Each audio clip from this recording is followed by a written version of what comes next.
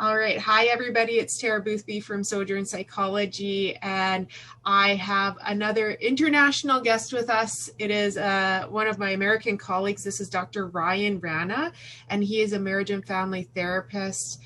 He's also an emotionally focused therapist, trainer, supervisor. So he's a really awesome guy to learn from and to talk to about marriage. So what I'm hoping Ryan and I can talk a bit about with you all today is the topic of really what do men need to know about marriage. So thank you for being here, Ryan. So what do you think when you start talking to guys, or you're as a guy, what's some of the advice that is really key? Okay. Well, thanks for having me, Tara. First of all, appreciate your investment in our world here. So I first just want to make space that certainly not all guys are the same.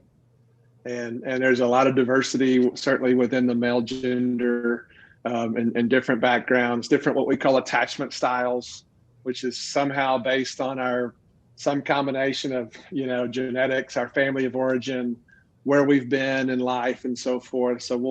But if we're going to go to more of the stereotypical positions that guys often find themselves in relationships, it really comes around to the heart. It comes around to the heart. And I think females are a little more acculturated to feel more comfortable kind of talking about their heart, and kind of maybe a little more fluent in that just because they practice more. I don't think women are necessarily more emotionally expressive by nature. But anyway, if you think about stereotypical masculinity, like what's your guy's guy? What do they really look up to? Right? Is it John Wayne? Is it athletes? Is it strength? But you think about a great athlete, for instance. What makes them really, really great? Is it that they're just talented and strong? When you really think about the best of the best, what people will say is it's their heart, actually. They play from their heart. It means a little bit more. Or maybe when the chips are down, they pull something out of their heart, which has them never give up. Right. And so I think we do a little bit of disservice by not letting guys know that that's what works in marriage too. Right. You don't have to be unbelievably emotionally expressive. It's really just about the willingness to stop at key points and put your heart in this thing. So that's the first thing I would say.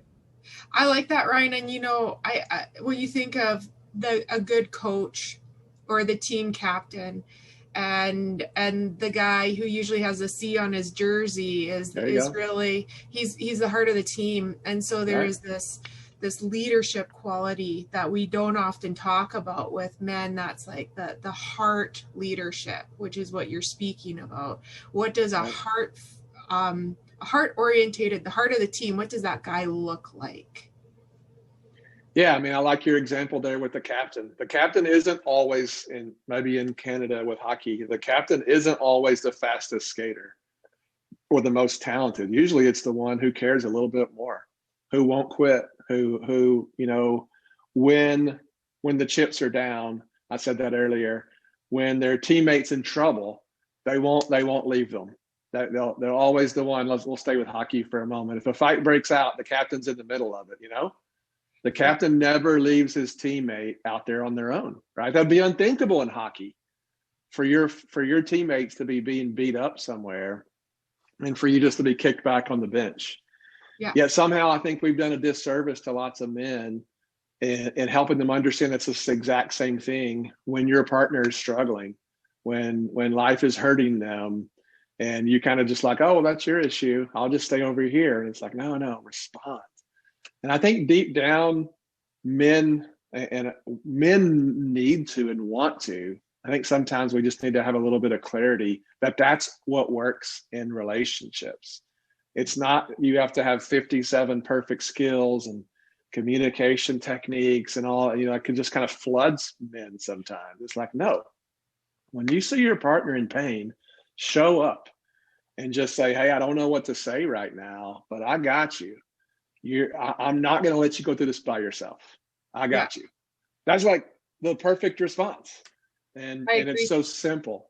Yeah. And I think when you're talking, first off, I think we talk about like your toolbox, like your tools for communication, but keeping with sports, it's like you know, when a guy or an adolescent, a young man is into sports and will buy them like the newest, the best hockey stick or this, Right. try out this new tape. Right. But inevitably, you go to what works and you have your Right. favorite stick, you have your favorite brand, you have your gear that you know.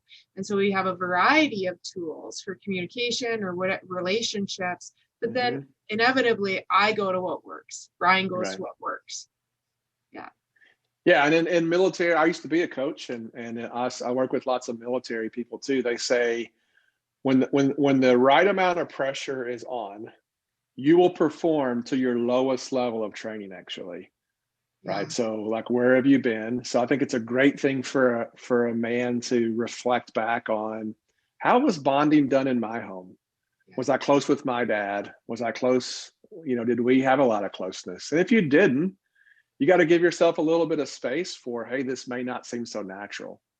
But just because it's not natural doesn't mean it's not natural. What I mean by natural is doesn't mean it's not there. Doesn't mean I'm not capable and don't even need it. It just means I haven't practiced it very much. All right. So I've never played hockey before, but I was a college athlete. And there's a pretty good chance if you give me enough reps, I could learn to play hockey as well. And bonding works kind of the same way. If you get someone who wants it and is willing to put their heart in there and is willing to practice, they'll figure the rest of it out. Awesome. Well, thanks so much, Ryan. We're going to pause right there, and then hopefully we'll catch you guys in a little bit with some more conversation with Dr. Ryan Rana.